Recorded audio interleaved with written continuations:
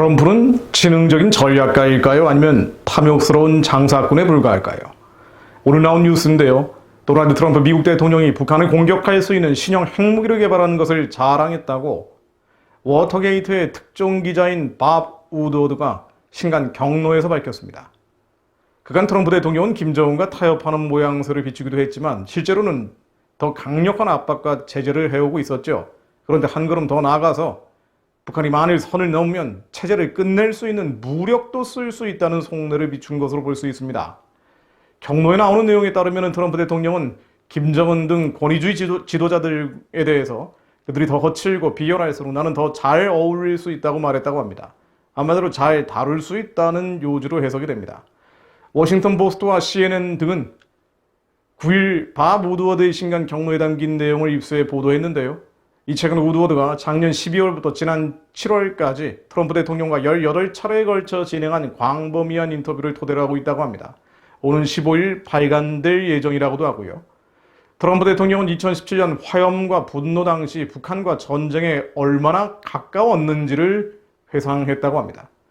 그리고 우드워드에게 나는 이전에 이 나라에 아무도 갖지 못한 핵 시스템을 개발했다면서 당신이 보거나 듣지 못했던 물건이고 푸틴이나 시진핑이 전에 결코 듣지 못한 것이라고 말했다고 합니다.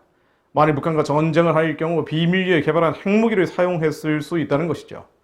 새로운 무기 개발은 거짓이 아닌 사실인 것으로 보입니다. 우드워드는 익명의 인사들로부터 또 취재를 했는데요. 미군이 비밀리에 새로운 무기 시스템을 개발한 것을 확인했다고 합니다. 물론 자세한 정보를 얻지 못했지만 익명의 인사들은 트럼프 대통령이 이 내용을 공개한 것에 대해 놀랐다고 전했다고 합니다. 당시 짐 매티스 국방장관에게는 이 일이 너무나 심각한 문제여서 북한에 대한 공격에 대비해 그가 옷을 입은 채로 잠을 잤고 기도하기 위해 워싱턴 국립성당에 가서 국가의 운명에 대해 기도했다고 우드워드는 적었습니다. 김정은은 친서를 트럼프 대통령에게 여러 차례 보낸 적이 있는데요. 이 친서에서는 각하, Your Excellency라는 표현을 하면서 아첨했다는 사실도 알려졌습니다. 김정은은 또 다른 편지에서 나는 각하처럼 강력하고 탁월한 정치인과 좋은 관계를 형성해 기쁘다면서 미북 회담 장면을 전 세계가 큰 관심을 갖고 지켜보는 가운데 아름답고 성스러운 장소에서 각하의 손을 굳게 잡은 역사적 순간이다라고 아부를 했다고 하는군요. 우드워드는 자신의 책에서 트럼프 대통령에 대해 맹비난을 하기도 했습니다. 트럼프는 김정은의 아첨에 완전히 넘어가 김정은이 자신을 각하라고 불렀다고 자랑스럽게 말했다는 것입니다. 그러나 북한에 대해서도 강력한 제재 압박, 봉쇄를 해온 것을 보면 트럼프 대통령의 이런 말은 허허질실 전략처럼 느껴지기도 합니다. 무엇보다 우드워드의 책이 알려주는 메시지는 한반도 전쟁 가능성이죠. 북한의 핵이 존재하는 한 미국의 북폭 가능성은 여전히 존재한다는 것이고요. 이것은 우리가 원하건 원치 않건 국제 정세 속에서 벌어질 수 있는 일이라는 것입니다. 또한 한미동맹이 약화되고 주한미군이 철수하는 일이 벌어진다면 미국의 이런 선택은 훨씬 더 쉬워질 수밖에 없는 것이고요. 정말 그런 일이 벌어진다면 두 가지 후폭풍이 있을 수 있다는 것을 상상해 볼 수 있습니다. 첫 번째는 미국의 북폭, 즉 북한에 대한 폭격이 진행될 경우 평양 체제는 무너지고 한반도 주사파 세력도 몰락한다는 것입니다. 또 한 가지 후폭풍은 무고한 이들이 죽을 수밖에 없다는 것입니다. 요컨대 북한은 체제가 망하게 될 것이고 남한은 경제가 망하게 되면서 한민족은 역사 속에서 후퇴해버릴지도 모르죠. 일종의 주림의 심판이 되는 것입니다. 평양 체제의 붕괴와 한반도 주사파 세력의 몰락은 필요한 것이며 또한 올 수밖에 없는 역사의 필연입니다. 그러나 무력과 완력과 폭력에 의한 급변은 많은 후유증을 낳을 수밖에 없습니다.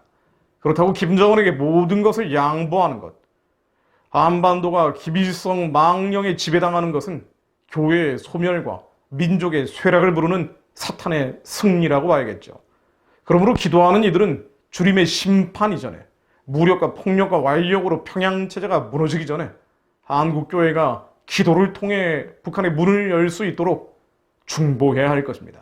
한국교회가 돌이킬 수 있기를, 그래서 북한 구원과 해방, 복음 통일을 위해 부르짖을 수 있기를, 그렇게 북한의 우상체제가 평화적으로 스스로 판원함정에 의해 빠져 무너질 수 있도록 기도해야 합니다.